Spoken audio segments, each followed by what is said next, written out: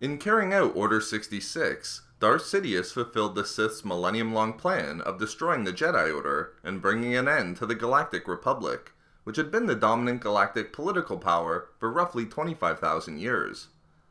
Starting with the foresight of Darth Bane 1,000 years prior, the Sith engaged in an unending assault on the Republic from within the shadows of the galaxy, gradually undermining and weakening it as the Sith grew in power.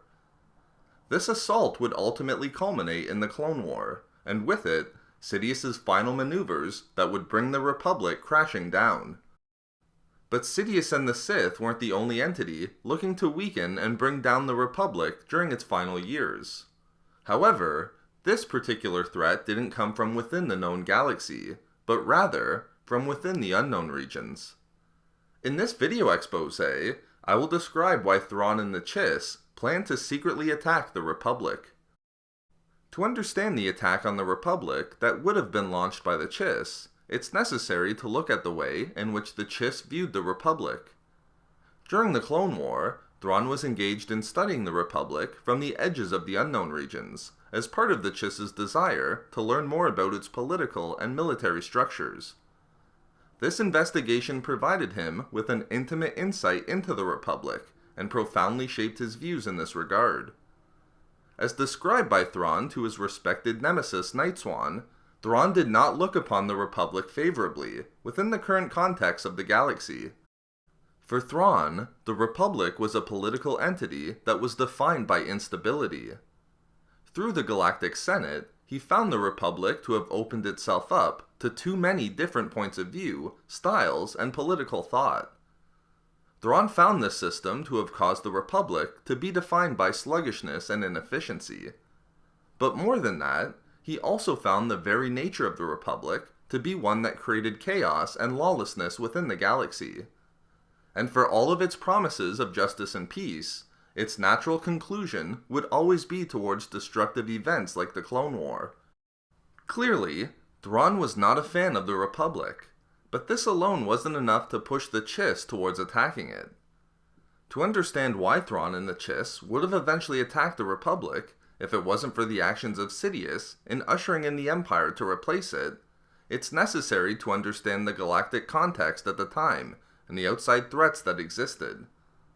As understood by Thrawn, there were threats present within the unknown regions of the galaxy that were far more dangerous and evil than anything that was represented by even the Empire. For Thrawn, these were threats that affected every living being within the galaxy, and had to be stopped above all else. This was another reason why Thrawn came to be so critical of the Republic and far preferred the Empire.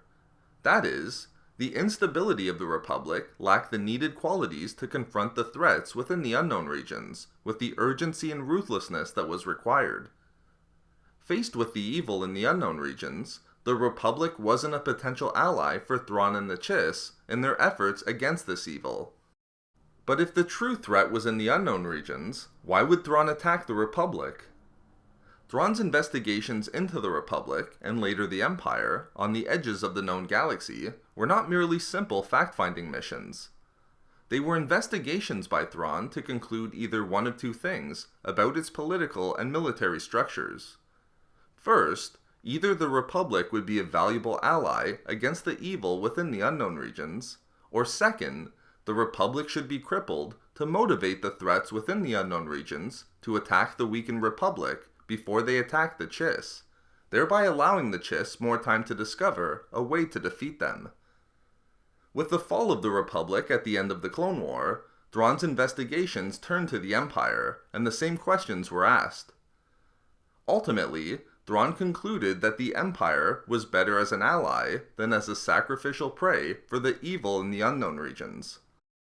However, had the Republic not been destroyed by Sidious and replaced by the Empire, it's clear that Thrawn and the Chiss would have gone with the second option previously mentioned. Unlike the alliance forged by Thrawn and the Empire, Thrawn would not have allied with the Republic. The Republic was too unstable, too divided, too weakened by a confluence of differing and conflicting points of view. And most importantly, as understood intimately by Thrawn, the Republic was unable to make the quick and ruthless decisions necessary to fight against the evil within the unknown regions. Therefore, understanding that the Chiss couldn't ally with the Republic, Thrawn would have concluded that the second option was the preferable path, to cripple the Republic to push the threats within the unknown regions to attack them before the Chiss. Clearly then, given his complete aversion to the ideals of the Republic, Thrawn would have been required to launch an assault upon them to sacrifice them to whatever waited outside of the known galaxy. However, with Sidious's machinations to bring about the fall of the Republic and the rise of the Empire, Thrawn's attack on the Republic became unnecessary, and in the Empire, Thrawn found his ally to assist him and the Chiss against the threatened chaos by the evil from within the unknown regions. So there we have it, how and why Thrawn planned to secretly attack the Republic prior to Sidious carrying out Order 66. We love making these videos, so why not subscribe for more fun Star Wars theories and discussions? Also, if you enjoyed the video, think about giving a like or leaving a comment. If not for me, for alliances.